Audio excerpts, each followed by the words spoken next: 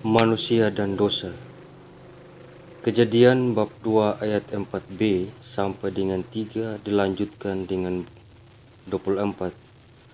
Ditulis oleh tradisi Yahwista yang menampilkan Allah sebagai tukang periuk. Sebagai tukang periuk, sudah semestinya kalau Allah membentuk manusia dari debu tanah dan menghembusinya dengan nafas.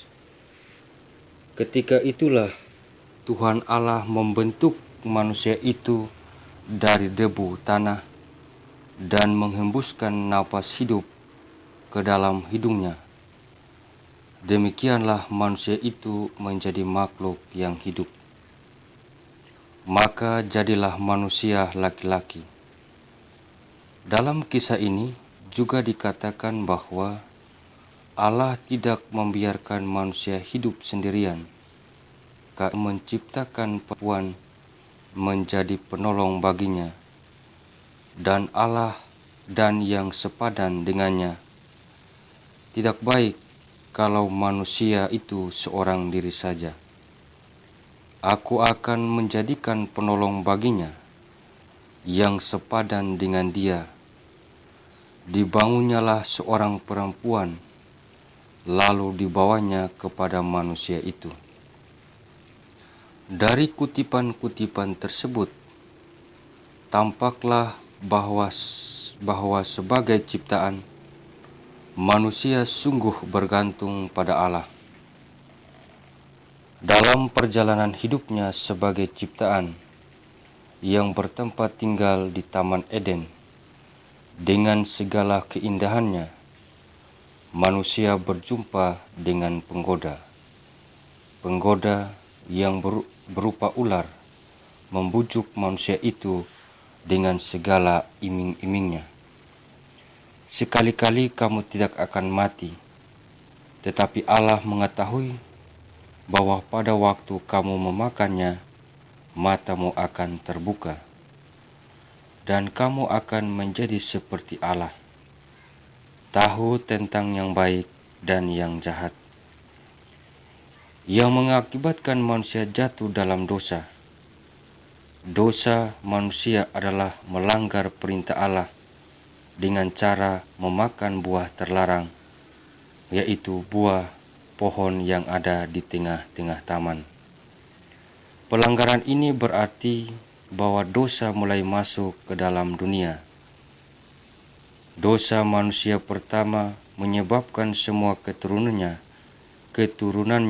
juga terkena dosa dengan sendirinya, yang sering disebut dosa asal, dan juga jatuh dalam dosa. Meskipun manusia telah jatuh dalam dosa, Allah telah menunjukkan kerahiman dan kasih-Nya kepada manusia yang berdosa ini. Allah tidak membiarkan manusia menderita sengsara dikarenakan oleh dosanya. Allah berkehendak untuk menyelamatkan manusia yang berdosa. Pada kesempatan ini akan ditunjukkan beberapa contoh yang berkaitan dengan dosa manusia, apa akibatnya, dan kasih Allah yang berkehendak untuk menyelamatkan manusia, yaitu Kejadian bab 3 ayat 1 sampai 24. Dalam teks ini dikisahkan bahwa manusia pertama melanggar perintah Allah, yaitu memakan buah terlarang. Sebagai akibat dari perbuatannya ini, manusia menjadi telanjang.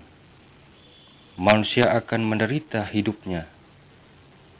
Manusia diusir dari Taman Eden.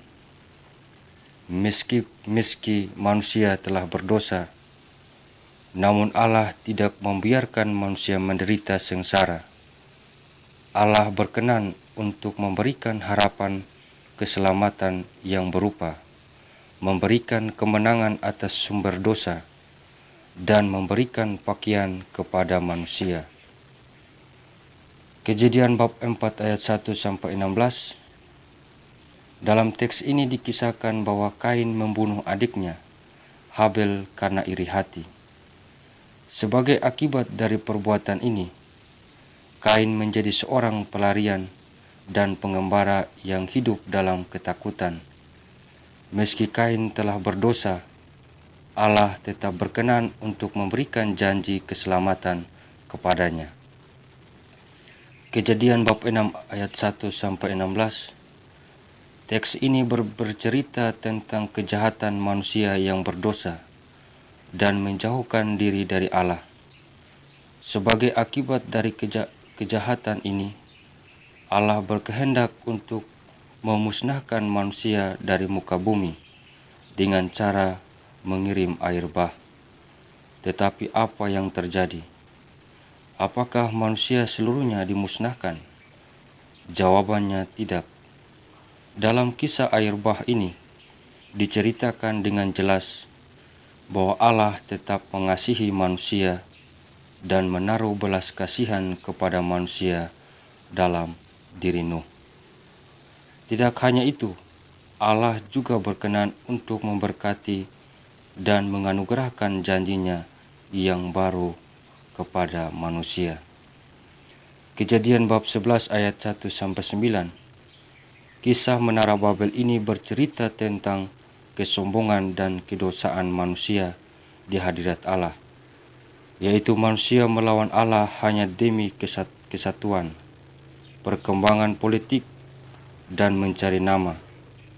Sebagai akibat dari kesombongan manusia ini, Allah mengacau balaukan mereka. Kendati demikian, Allah tetap berkenan untuk menaruh belas kasihan kepada manusia yang berdosa ini melalui pribadi Abraham. Berdasarkan teks-teks tersebut, kita diajak untuk memahami bahwa kisah-kisah ini bukan pertama-tama untuk mengatakan tentang manusia yang jatuh dalam dosa, tetapi lebih pada pernyataan akan pribadi Allah yang adalah kasih. Allah mengasihi manusia tanpa batas. Allah tidak membiarkan manusia hidup menderita karena dosanya, tetapi selalu berkehendak untuk menyelamatkan manusia yang berdosa ini. Allah berkehendak agar manusia hidup damai dan bahagia karena dan berdasarkan pada kasih-Nya. Justru dalam kelemahan manusia ini, Allah hadir dengan kasih-Nya dan berkehendak untuk menyelamatkannya.